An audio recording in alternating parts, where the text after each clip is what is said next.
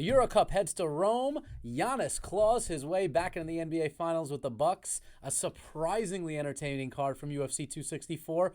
And producer Mitch is getting married. All this. Welcome to Two-Way Takes.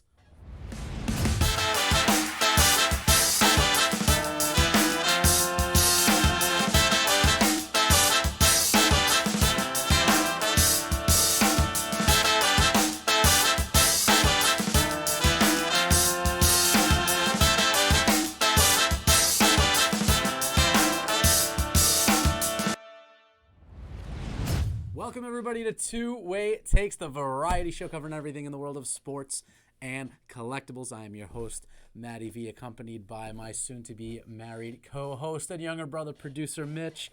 I got a lot on deck today, but first and foremost, this is the early episode, episode 3. This is an early week episode today on a Wednesday, because aforementioned producer Mitch is getting married this week. Producer Mitch, how's it feel going into the final 48 hours before being an officially married man? It's a lot of planning, but we're really excited, man. It's very fun. It's been great. Love it, love it. You ready for all the festivities and activities that come with marriage, even though you've already technically been married for, 6 months now? Yeah, it's been about 6 months. We got legally married in January, but I'm looking forward to it, man. There's going to be a lot of shenanigans at that wedding. Oh, yes. I hear the best man speech will be something to be coveted. With that being said, we're not going to tease any more on that. Let's jump into some headlines. And the first headline we got to get into this past Sunday, the UEFA European Championship finally closed out. It was an Italy-England final. We good? Yeah. We good? Yeah, we're good. What happened? I was in my groove. I was in a groove, man. I got to reset the Italy-England groove. It doesn't matter. Honestly, that little hiccup is that's like 80 minutes of what the game was actually like, because I was going to start off and basically talk about how much of a snooze fest the game was, which it was for approximately 80 of the 120 total actual minutes that the game was played. So Italy does end up coming victorious. The cup is going home to Rome instead of home with England. They get through on PKs. It was 1-1 after regulation.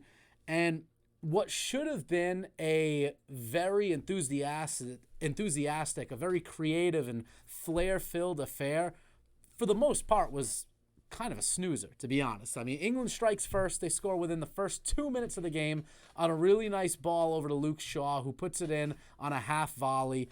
Really nice way to start the game. And you would think that at Wembley Stadium, England scores first inside the first 5 minutes.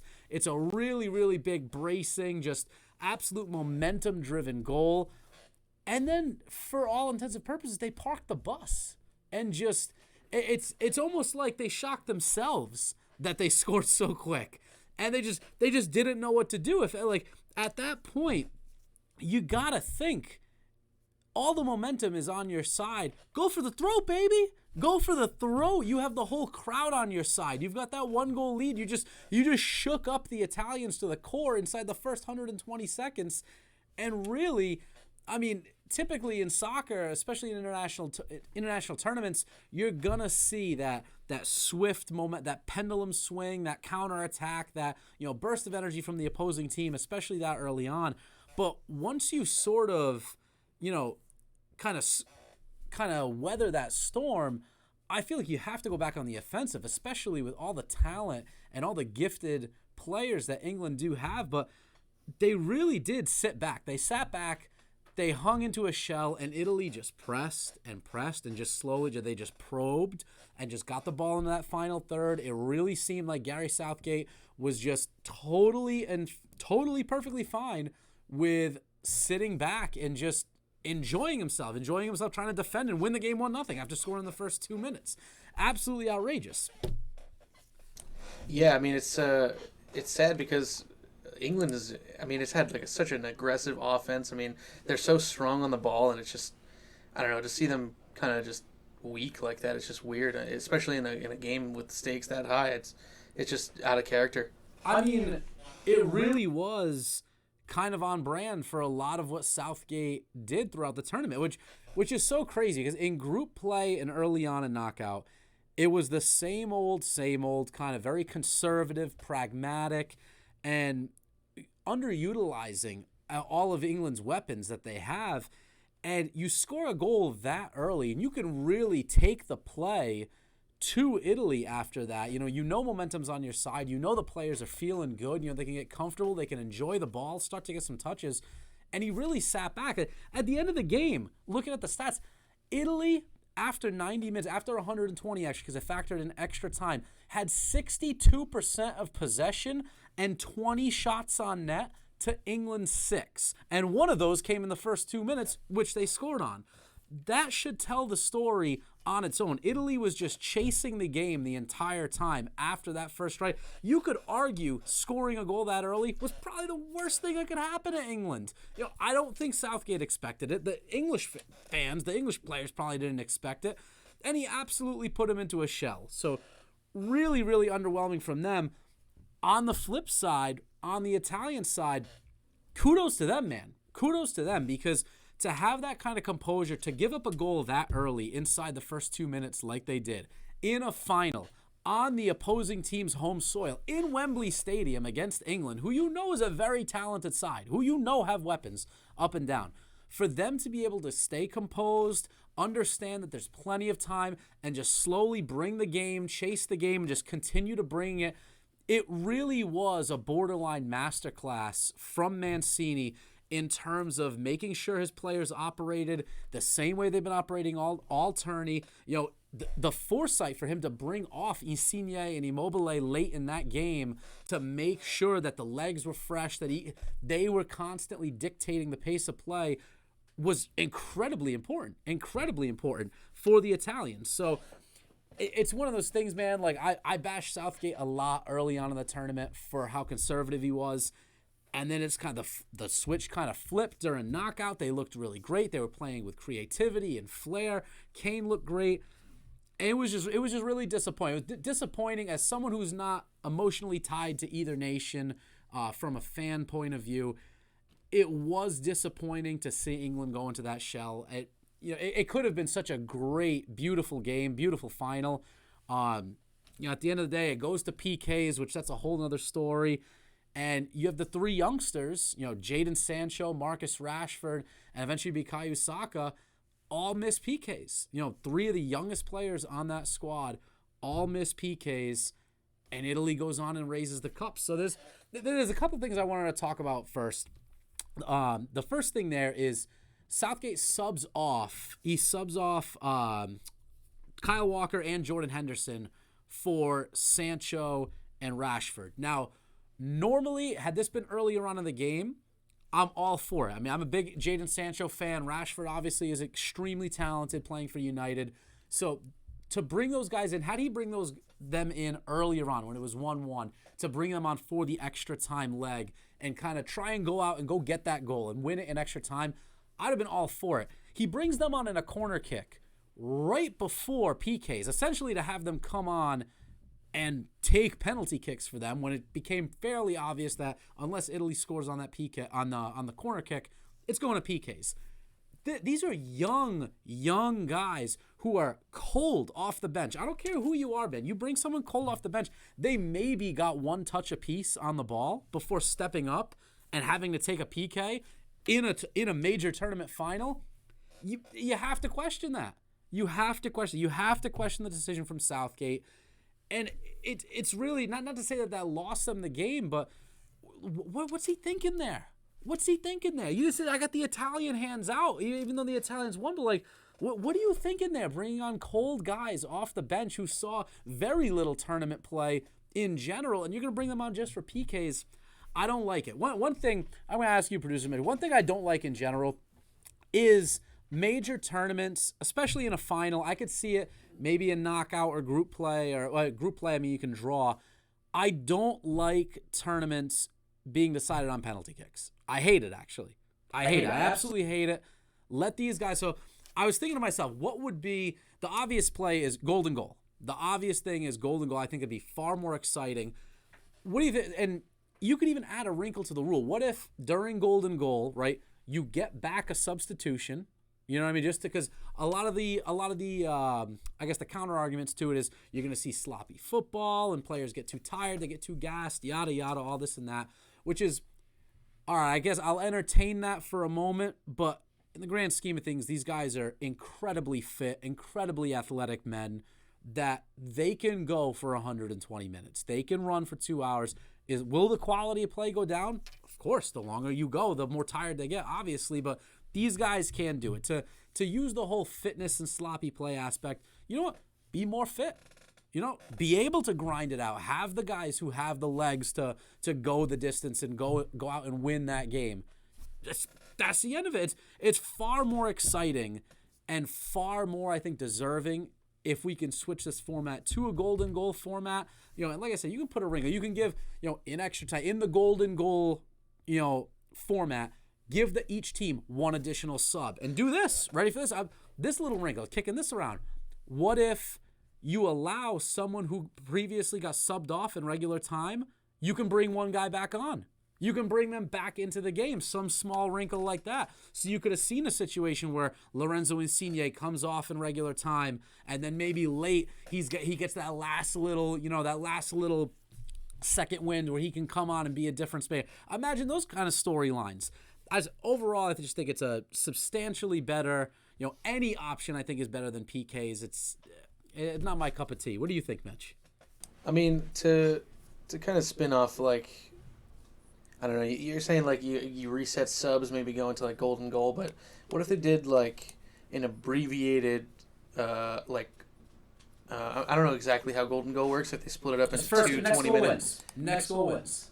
How long do they play? Is it two, like, do they do abbreviated halves? It's 2 periods. Yeah, it's 2 abbreviated halves, 2 15 minutes.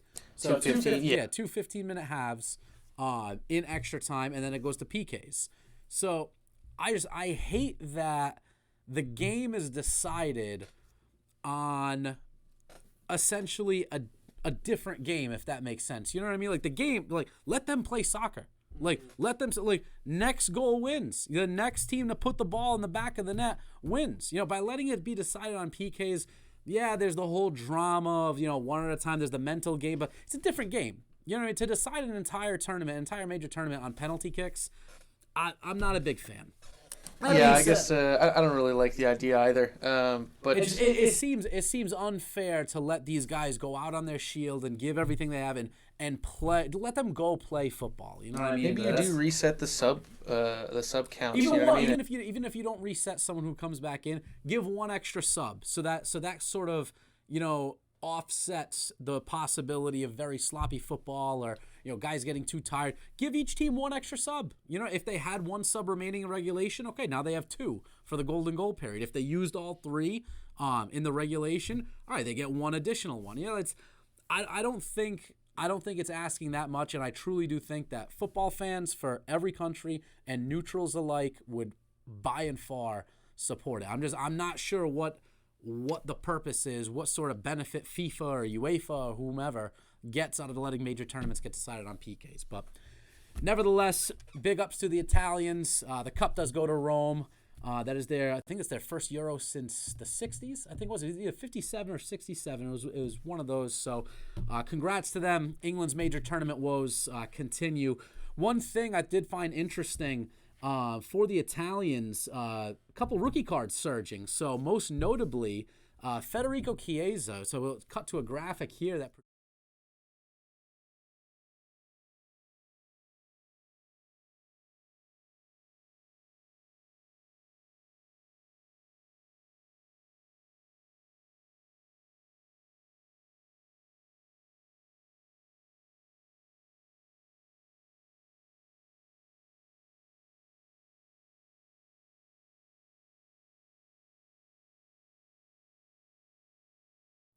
What just happened? Sorry about the mic cutting off there. We didn't add the microphones to that scene. But go ahead and I can put the graphic up now. Go ahead and. Did it not? No, it didn't pick up your audio on there. Great. My bad. All I'm saying is not surprising to see someone like Federico Chiesa surging right now. He had a great tournament, scored some absolutely electric goals. Also should be a mainstay for the Italians come the World Cup cycle this year. You know he's going to be an absolute linchpin in that attack, along with Insigne, along with Immobile, assuming that they're all healthy and fit to play.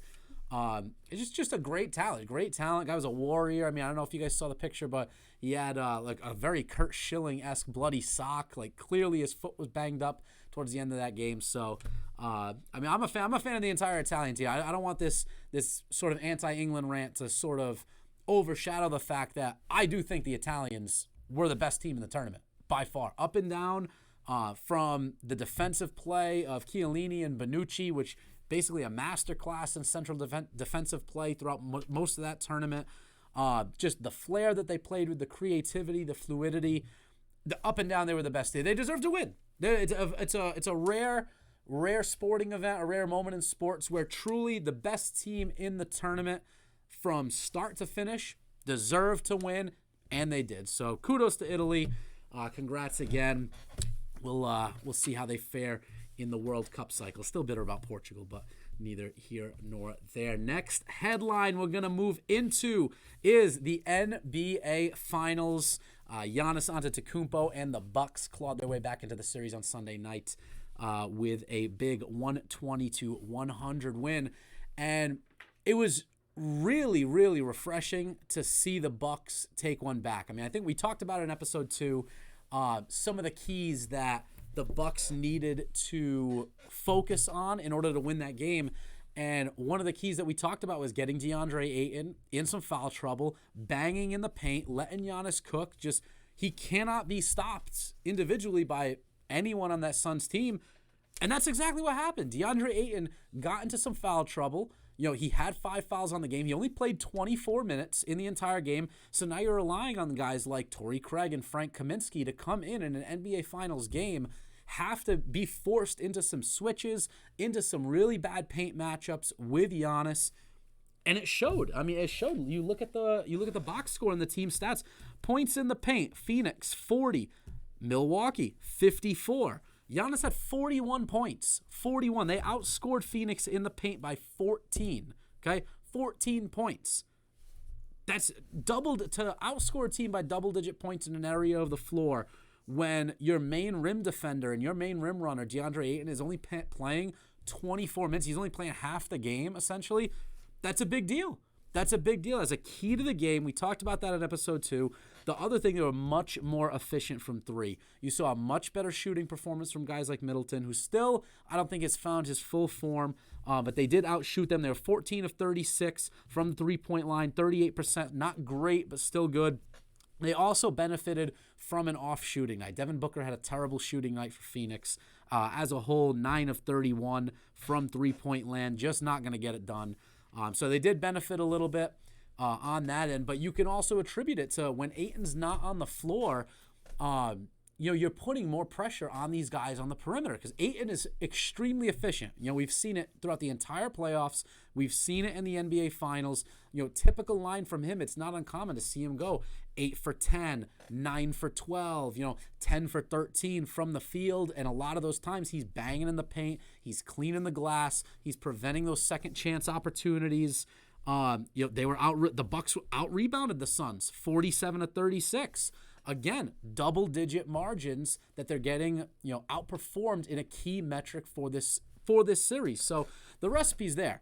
You have to try and apply that pressure on Ayton and get him off the floor and get into matchups where Giannis can just feast on the likes of Frank Kaminsky, Torrey Craig, and whatever other makeshift lineup that the Suns have to put out there. I mean, the big thing that shouldn't go, underspoken here is Dario Saric getting hurt. That's a big deal. Saric was a very serviceable player for the Suns. He's a guy who could match up fairly well in that rotation.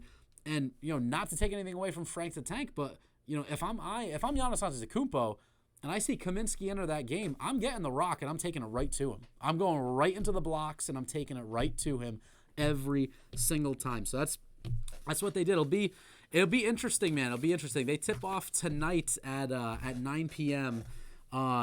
I think this is going to be a really, really big game. It's going to be a big game for Giannis to sort of show further, I should say, if he really is ready to take that final leap. Like, I do think he needs help from his supporting cast. You need that defense out of Holiday.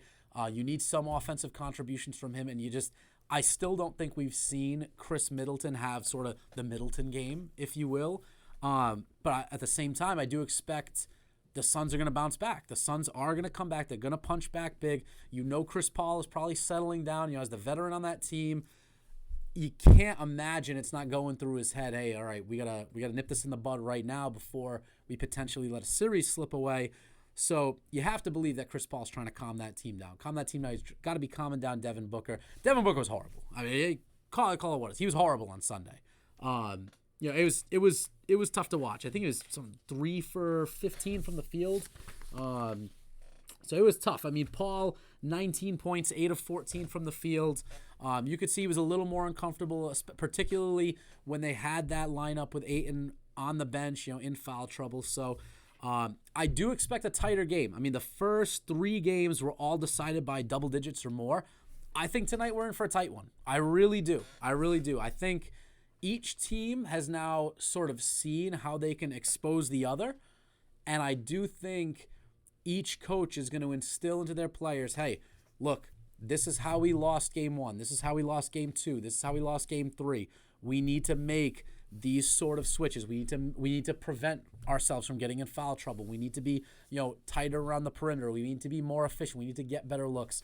I really do think game 4 is the type of game where each team has seen enough of a sample size of the other now, and you sort of feel the momentum and you sort of feel the fluidity of the series, where now I think we're in for some, potential overtime games. I think we're in for some much tighter games. So if you're a betting man or betting woman, I think playing under that spread and playing the much tighter margins, I got a gut feeling that tonight's game, it wouldn't surprise me at all if tonight's game came down to the final possession. It really would not. It really would not. I do honestly think Giannis comes out, scores big again. I think Chris Paul has a nice night. I think Booker bounces back, and I think the Suns are overall smarter. And I'm waiting. I'm waiting for those moments of magic from Middleton where he really catches fire, plays off Giannis, and I think tonight's a 1-possession game. I really do. One thing I wanted to touch on really quick while we're on the finals. Those of you who are looking at Giannis rookie cards, man, it's amazing. It's a testament to how quickly the basketball market can just be volatile like this. So Giannis rookie cards after the Game 3 win, sales on Monday and last night. All major rookie cards, I'm talking Prism, Select, and Hoops, all of them up between 7 to 15%. I'm talking Raw, I'm talking PSA 10s, and I'm talking BGS 95s. So I was actually looking at a 2013 Select today. Everything's up. It's wild. It's wild how, you saw, it was almost like there was a mini sell-off after the Game 2 loss, which I thought was hilarious. And as Giannis comes out, drops a 40-piece, and instantly you start seeing, some of those prices tick back up, which was really interesting. I mean, basketball arguably is one of the most volatile. I mean, basketball and football. I mean, really, really volatile markets. So, but it's funny. I think it's one game, and I think everyone's kind of starting to believe again. I mean, and granted, I say one game. Giannis did drop a 40-piece in Game 2 as well, in a losing effort, albeit, but. Something interesting, something to keep an eye on. If you're in the market and you can find some of these cards, I think the last Raw Select I saw sold for $375, $380, somewhere in that range. So if you can find any of those 2013 Giannis rookie selects, it's a lower pop than Prism. We did talk about that on a previous episode. And if you can find them for the high 2s, if you can find someone sleeping on a listing at $250, $260, somewhere around there, if you can steal one for that price, it might not be a bad idea to scoop one up. I think that's a very affordable card for a guy who is in the NBA Finals, has multiple MVPs, is young, has shown he can lead the Bucks, this Bucks team with this core, to a Finals and potentially to another Finals. So just food for thought for those of you possibly looking to make a play. Obviously, the guys that we talked about in the Suns, Chris Paul, still trending up a little bit right now. D-Book, since the beginning of the playoff run, is still up. So all those guys you can still comfortably hold at the moment. I don't think you're really looking to sell off anyone just yet because the Suns still are ahead in the series. And if they win tonight, tough to see Milwaukee coming back. But wanted to throw in that little nugget that there is a little surge going on. You can see after that Game 3 win, you can expect Giannis stuff, a lot of it to disappear off eBay. A lot of people probably to pull those listings and prices to inflate a little more again should they pull out a win tonight. So very excited for that. So we got a fly in the studio, man. Look at this thing. Look at this thing it's crazy. Oh my God, it's all falling apart. It's all falling apart, man. We got audio issues. I got a really annoying fly in the studio now. Craziness, but all right. So very excited. We'll see what happens in the finals tonight. Next headline, and this is one I wasn't fully anticipating to talk about, but it surprised me a lot. UFC 264 on Saturday night. Conor McGregor is one of the guys, one of the few fighters, whether it be boxers, MMA fighters. I'm not the biggest MMA enthusiast like some of my friends are. I do enjoy it. I do like watching some of the bigger marquee fights. I do very much enjoy, watching the chess match between elite fighters. And McGregor's just one of those guys, man. He's such an entertainer. He's a guy I'll pay $70 for. I'll pay $70 for that car. That's the kind of brand power he has, man. The guy steps up to every, pre-fight, post-fight, and he says, he says he's a big draw. He says he's a moneymaker, and he is. He gets my money every time he's on a pay-per-view. But I was actually really surprised at how enjoyable the card was as a whole. There were some really good fights. So before we get into the McGregor-Poirier main event fight, the first guy I wanted to talk about, and this was an absolute beating, but my goodness, you have to tip your hat to him, was the Sean O'Malley-Chris Moutinho fight, which was the first fight on the main card, on the pay-per-view card. So Moutinho, who's actually a native to Massachusetts. I believe he trains out of Milford, but he's also trained down in the South Coast out of Fall River as well. He's trained all along, basically all up and down 24 for all things considered. And takes a fight on 11 days' notice against Sean O'Malley, who is one of the top contenders in that division, who will be looking for a title shot. Takes the fight on 11 days' notice, goes out and gets his absolute face just mashed in. This guy, I wish I printed out the stat. I believe it was north of 150 or 180 punches that were landed by O'Malley. Go ahead, Mitch. Yeah, there's an article I read afterwards about that fight saying that O'Malley's actually suspended for 6 months now, awaiting x-rays on his hands and feet just for the absolute flurry of strikes that he landed against Moutinho. Really? Honestly, that's not surprising because in the post-fight pressers, he literally said at one point, I forget if he was on the podium or if it was in the octagon, he looked at his hands and literally said, "My hands hurt so bad right now." And it honestly, it was wild. It was wild. And all credit to Moutinho. This guy just ate punch after punch after punch, ate combinations, and was barely staggered. And he kept coming at O'Malley. He was like a zombie. It was. I initially figured, most of the fight that I was really looking forward to was the Greg Hardy and Tuivasa. Oh my God, I always mess up it. Tuivasa fight, just because I wanted to see Greg Hardy get his absolute face pounded in. But this one comes up, and I had interest in Moutinho's Portuguese. They, had the Portuguese flag over the octagon beforehand. He's from Massachusetts, trains locally and whatnot. So it was interesting. It was interesting to me, but, they made mention, he took the fight on such short notice. So I'm like, he's probably going to be outclassed. This will probably be a quick fight, maybe, and I've heard about O'Malley. So for all intents and purposes, I was half paying attention for the first half a round. So I'm sorting cards, getting stuff out from the breaks, sort of passively watching.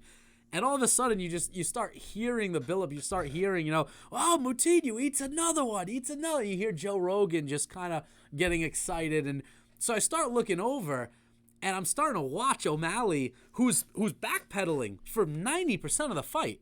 Like, literally letting Moutinho bring the fight to him, which full marks to him. The guy was eating punches left and right, continuously just brought took the fight to O'Malley. Landed a few here and there, and just it was fearless. Absolutely fearless. The man just would take like a 3-punch combination, have his face just all mangled, and the craziest thing was in the third round. In the third round, he took an absolute vicious combination. It was early. It was early on, and it looked like he was gonna go down, and it looked like he was wobbled a little, and he just charged right back O'Malley, shaking his head, blood flying off his face, shook off the combination, went right back at him.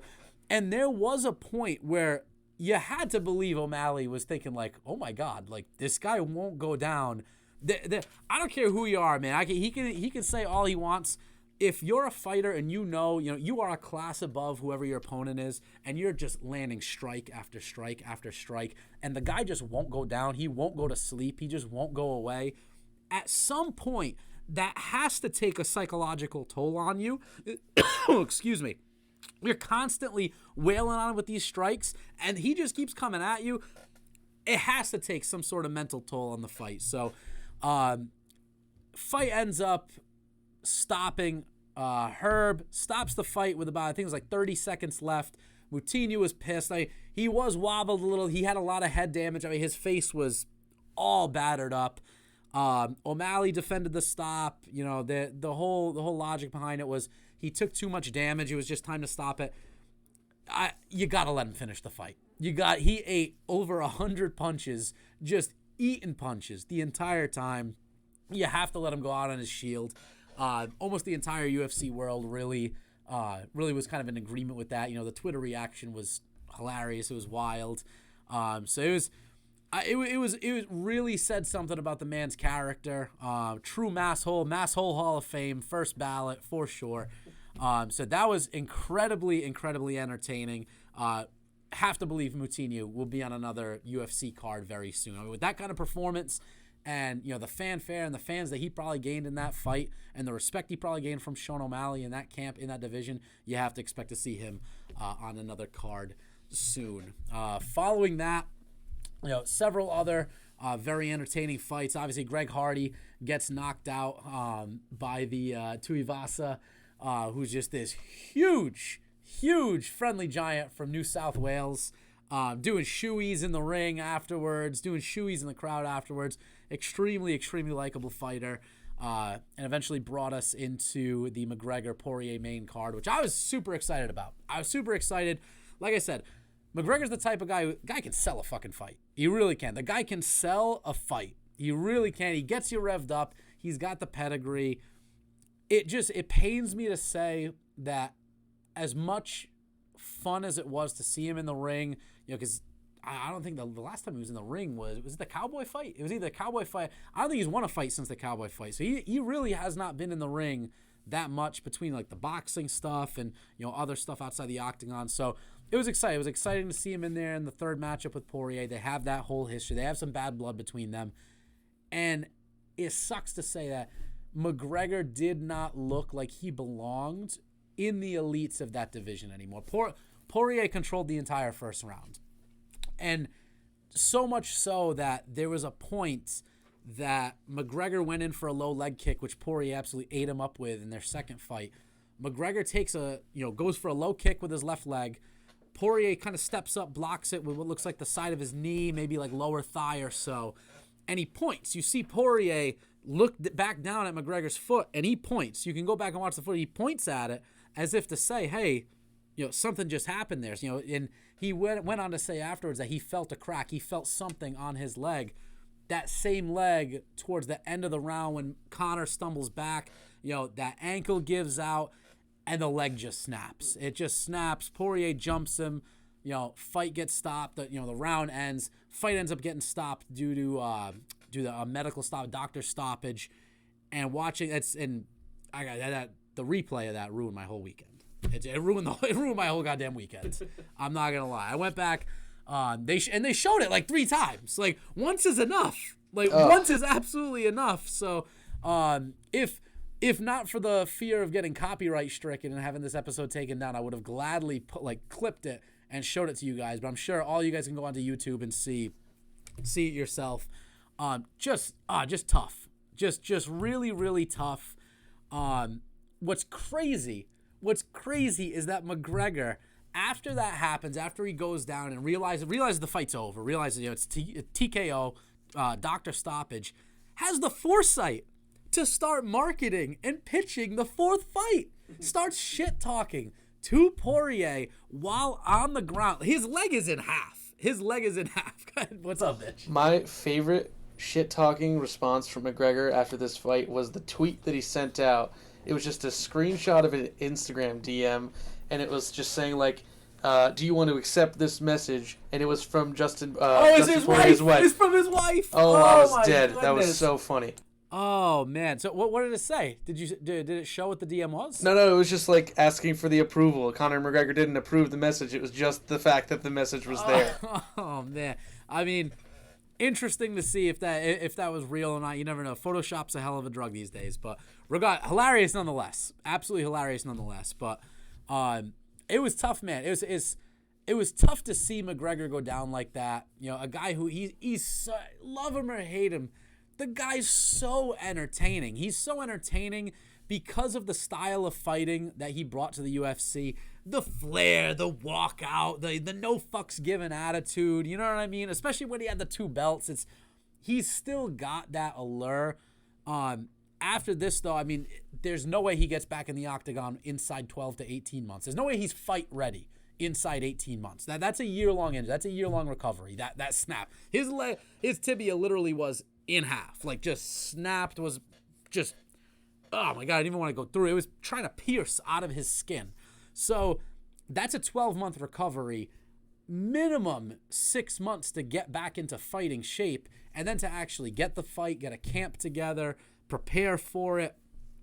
It's going to be tough. It's tough to really believe he's got a ton of big fights left in him.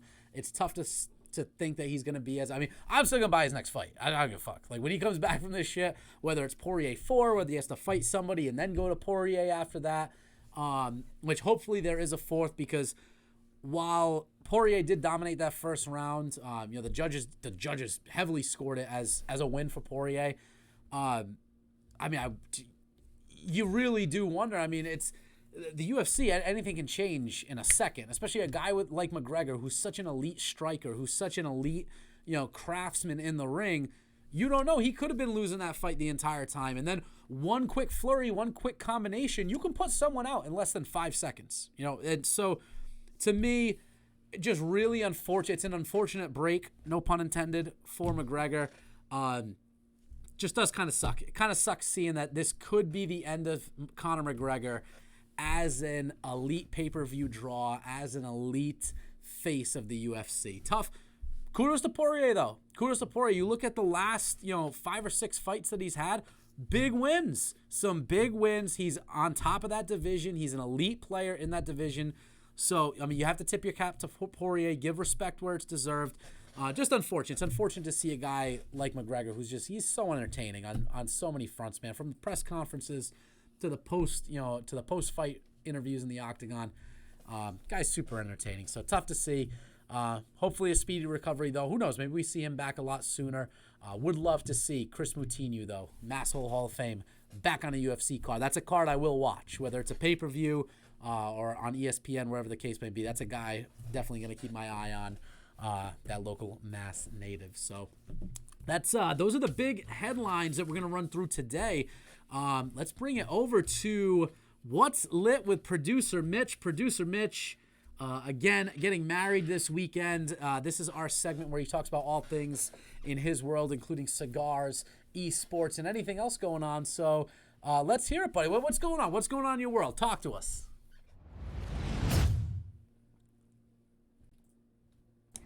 Well, it's a big week, man. It's a big week. We're getting married.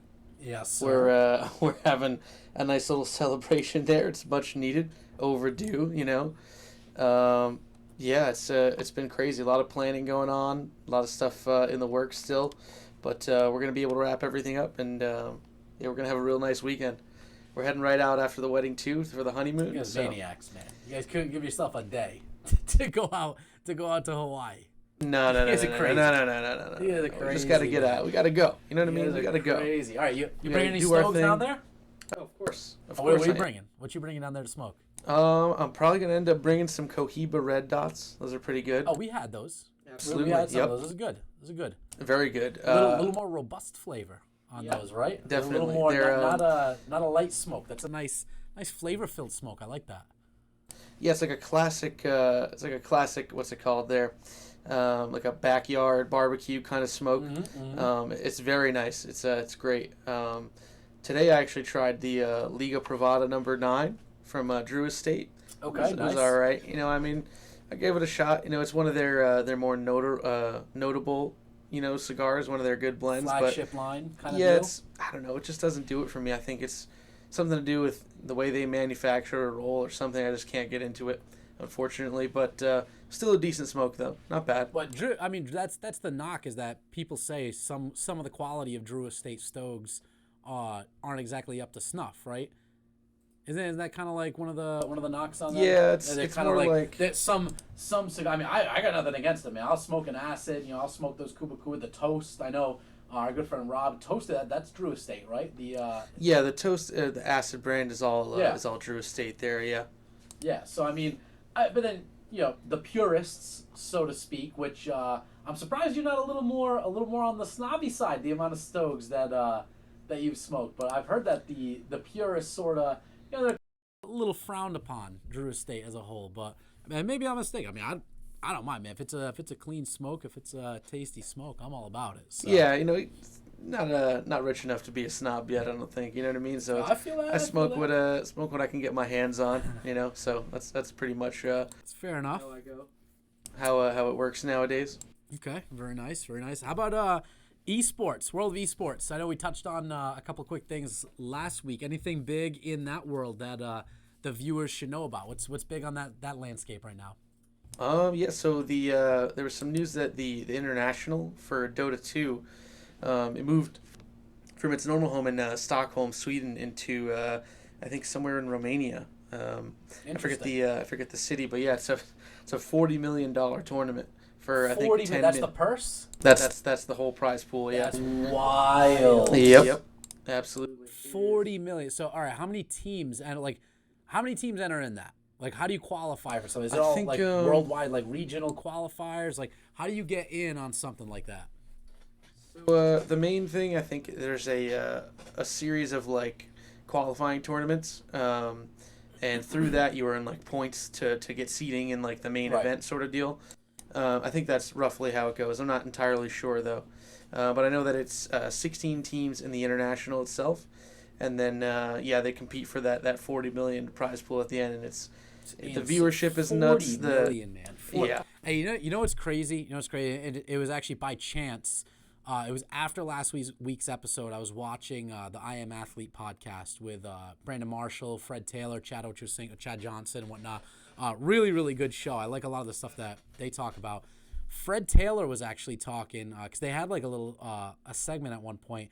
They were talking about video games because they're Chad Johnson, for some of you know, he's a big Twitch streamer. He streams a ton of FIFA. He streams a lot of games, and he's got a big platform on that.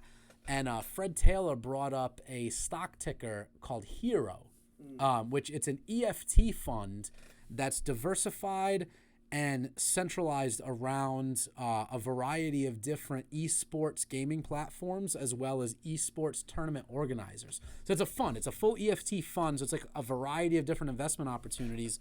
And I was looking at it, and year one, the return was like 86% on it. It's like insane, like outpacing some blue chip stock returns in year one. So it IPO'd last October, I believe, and it's been to the moon since then. I think it's out somewhere around $31 a share. So actually, I meant to bring that up on the show today. I don't know if you'd heard of it. Again, the ticker's Hero, HERO. I'm not sure if you'd heard of it before, but definitely something that I want to look into a little more. That I threw it on my watch list, my TD Ameritrade watch list. Because it really does seem, just from the conversations we've had off the stream, on the stream, that the esports market, it's one of the few markets that has almost a total stranglehold on that sort of 10 to 25-year-old demographic. You know what I mean? Like that sort of what was the word? Like that generation, you know what I mean? Like the marketing dollars that are being pushed into that space because they know there's full attention from a very specific demographic to take advantage of by a lot of these companies. It's insane. It's insane. We're talking like hundreds of millions of dollars being pumped into this industry. And that alone, what you just said, that international tournament out in Romania. I mean, dude, you don't have a $40 million purse without big time bread being pumped into a certain industry. So, absolutely. I mean, like there's so many, big companies backing these for advertisements, knowing that the viewership is so huge that they could sell tickets to pack an arena. I've seen some of the videos of the arenas just absolutely full, the giant jumbotron streaming the game for everybody in the arena. So you got to think between that, the ad revenue alone, like there's millions of viewers that watch this stuff. So I mean, you're looking at ratings for like professional sports finals. I bet you more people tune in and watch that than who watched the Stanley Cup this past year. Easy. I guarantee you they would draw better ratings than the Stanley Cup finals and more than likely the World Series. Granted, those are two of the lower drawing, championships in major sports. I guarantee you they compete. I bet you they probably compete with the NBA finals to some degree. There's a lot of people watching some normal dudes just play video games on Twitch and not even like be in a tournament or anything. I mean, there's upwards of 150,000 viewers in one stream for some guy playing an MMO.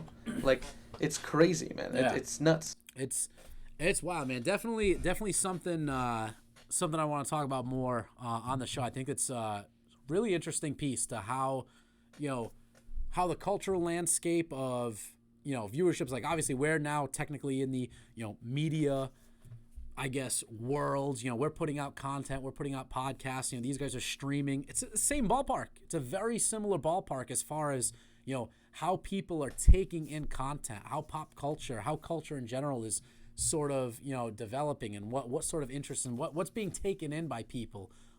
So it's really interesting. It's fascinating. I mean, the money aspect of it is it's wild. It's wild to think how far competitive video games have come in the last decade alone. So good. I love it.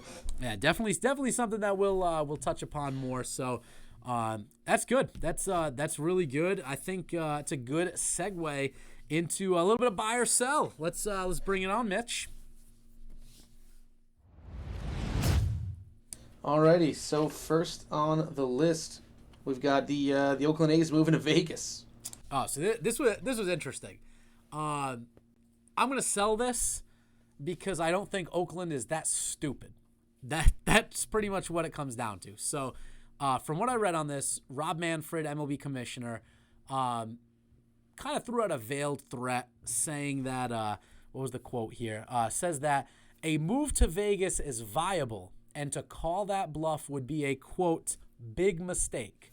So that's straight from Rob Manfred. So I'm selling that they will move because I legitimately do think Manfred has some sort of deal in place to move them to Vegas. Like, you already got the Vegas Golden Knights going over there. You're seeing expansion teams pop up. You got the Raiders over there now. I mean, it's not that crazy to think that a baseball team is next in line. You know what I mean? Like, you see, the Golden Knights have been extremely successful. The Raiders have a beautiful, beautiful new stadium and, all the glitz and glam and probably plenty of money to be in a city that's fueled by gambling and sports gambling. I don't, especially at a time where the MLB is dying to make a splash and, win new fans over and get some excitement going from the league.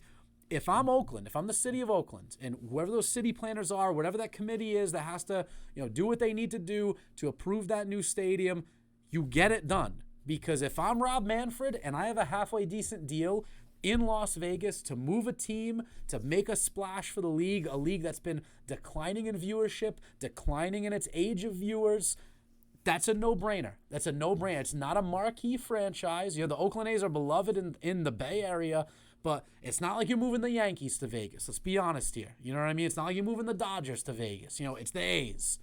I'm sorry, A's fans, but it's a franchise that, for all intents and purposes, is an expendable franchise that you can up and move to make that sort of splash, to make that sort of, to get that vibe, that mojo going for the league.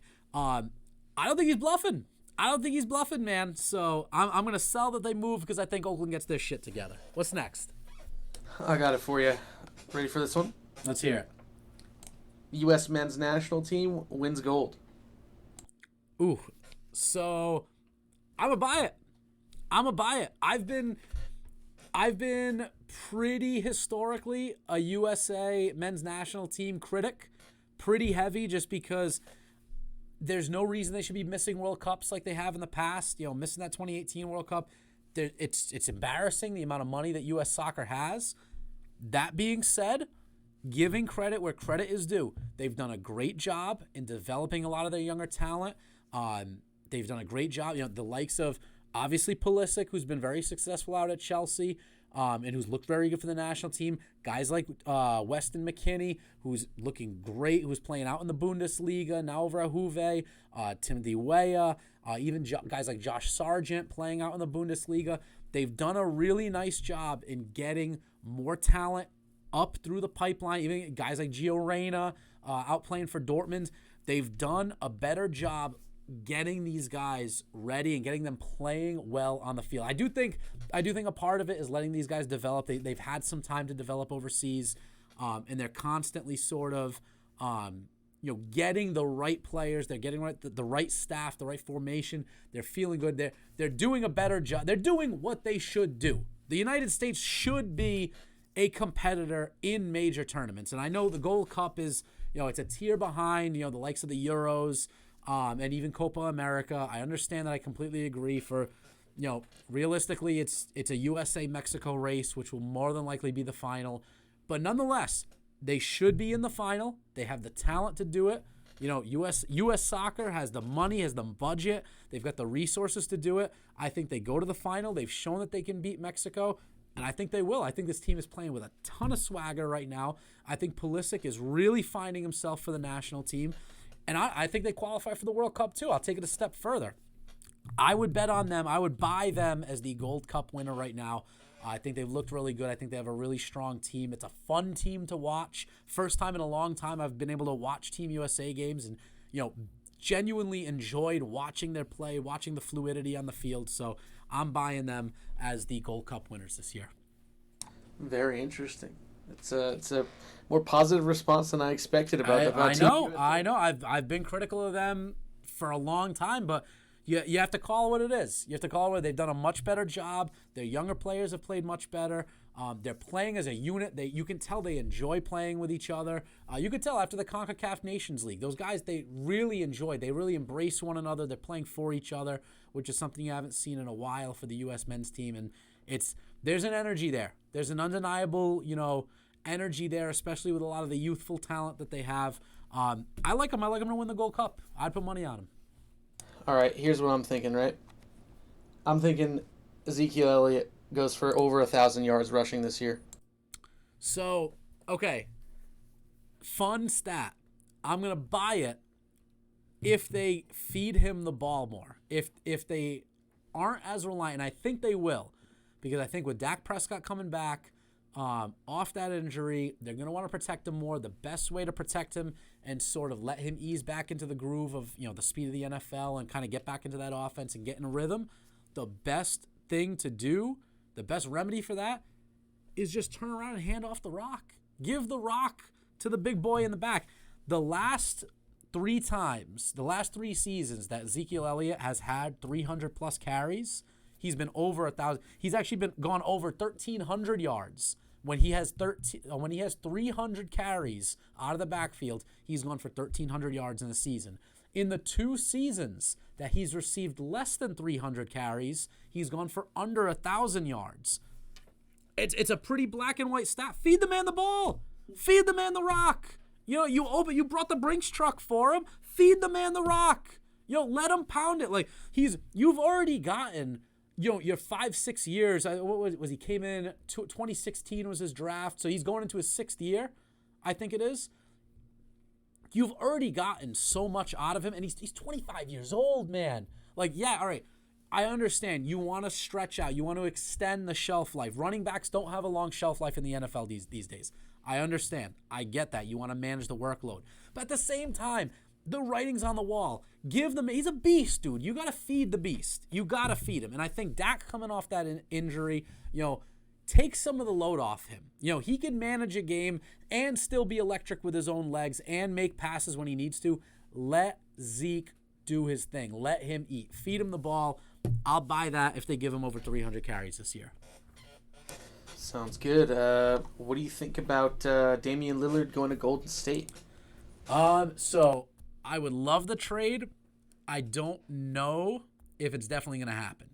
Specifically because, so here's the issue. Golden State is in a bit of a salary cap crunch. They don't exactly have a ton of cap flexibility to be able to take on the money that Dame's made. Dame's making, I think, like 38 or 39 million. It's a huge contract. It's a huge contract. So the guys you need to move to just, basically as a starting point, just to make the numbers work. Like starting point, it's got to be Wiggins and Wiseman. You're looking at, I think Wiseman is looking at 8 or 9 million, I believe. And then Wiggins, I think, is like 30 million. So right off the bat, and really those are the guys that Portland, if they're in the market to deal with Golden State, those are the types of guys you want back anyway. You want, Wiseman, you're going to want him. That when he was on the floor this year for Golden State, he had some really, really nice games, some big flashes of brilliance. Wiggins had a huge resurgent year. It's basically a totally different Andrew Wiggins from what we saw when he was out in Minnesota. So you like what you see there. He would play complementary ball out with guys like CJ McCollum and Nurk out in Portland. So it's not like he would be a bad fit. Obviously, there'd be stacks of draft picks going Portland's way as well. That would just be the two guys to make the numbers work salary-wise. If I'm Portland, I think it really comes down to feeling out how happy Dame is, really feeling out that vibe. I got to be honest. If I'm Golden State and Portland says, hey, we'll ship you Dame, you got to send us back Wiggins, Wiseman, an unprotected first, and maybe a top 5 protected first. Yeah, bring Dame in. Bring Dame in. And then you're looking at Dame, Chef, a healthy Klay Thompson. That's a backcourt. I don't think anyone wants to deal with that. No one wants to mess with that. No one wants to be staring that down in a tight game in the fourth quarter. That's a lot of deadly weapons, a lot of guys who can cook, operate individually. Draymond coming up to play pick and roll ball. I'm going to sell it because I think it's too good to be true to be happening. But I think if it does, Wiggins and Wiseman got to be at the centerpiece of it. All right, man. Brooks Koepka and Bryson got to end this feud here. It's going on for too long, or whatever they're doing, whatever cutesy stuff they got going on. It's got to stop. Sell. I'm gonna sell that. Keep it going, baby. Keep it going. Keep it going through the Ryder Cup. Cause you know why? Cause it's hilarious. Cause when's the last time this is great for golf? This is great for golf. Brooks clearly hates Bryson, and Bryson obviously is like. Bryson, I think, is living rent-free in Brooks' head right now. And I like Koepka. I like Koepka's game. I legitimately like watching him. I think he's got a great swing. He plays a great game. But I think it's hilarious that DeChambeau has Tuscan Villa real estate in Brooks Koepka's head. I think it's hilarious. I think it's good for golf. Sell. Keep it going. Keep it going. I think that's it. That's all we got. That's all we got for the buy or sell. But we're going to kick it over right into the 2-minute drill here. You ready? Oh, let's go. What do we got? All right, so for the 2-minute drill, why is Nina Consoni the best sister-in-law there is? A plant. Well, first of all, she's got great taste in men, marrying my brother, so kudos, Nina. I hear she makes some mean pasta and a mean spicy meatball. So I hear that's what I'm told. That's what I'm told. I've yet to be invited over for said spicy meatball. That's a blatant lie. What do you mean that's a all right, that is a lie. That is a lie. I've been invited over for the spicy meatball. Yeah, I would say, culinary and I'll cover more of it in the speech on Friday. So, I'm sure you will. More TBD. Absolutely. Do the Bucks even out the series tonight? I'm gonna say yes. I'm gonna say Giannis hands out another 40-piece at home, and we go back to Phoenix Tide. Alrighty, and who's your favorite for the Open this weekend? Honestly, man, give me John Rahm. Just give me John Rahm. I just got a feeling the guy can turn it on at any given moment. A lot of guys are bitching at where the Open is this week. Give me John Rahm. All right, there it is. That's the show. That's the show. All right, so another fun one indeed. Big ups to everyone who hopped on the stream. Hope you guys enjoyed. Again, this is the earlier episode. Usually we're live on Thursdays at 8:30. Did the earlier one, again, as producer Mitch is getting married this weekend. So got some responsibilities. We got to take care of to get that man locked down and legally binded to one woman for the rest of his life. So, damn scheduling conflicts with that stuff. I know. It's a tough scheduling conflict, but hope everyone who tuned in and will tune in enjoys this episode. It's a pleasure, as always. Great times for myself and producer Mitch. We thank you guys, and we'll see you next Thursday on Two Way Takes.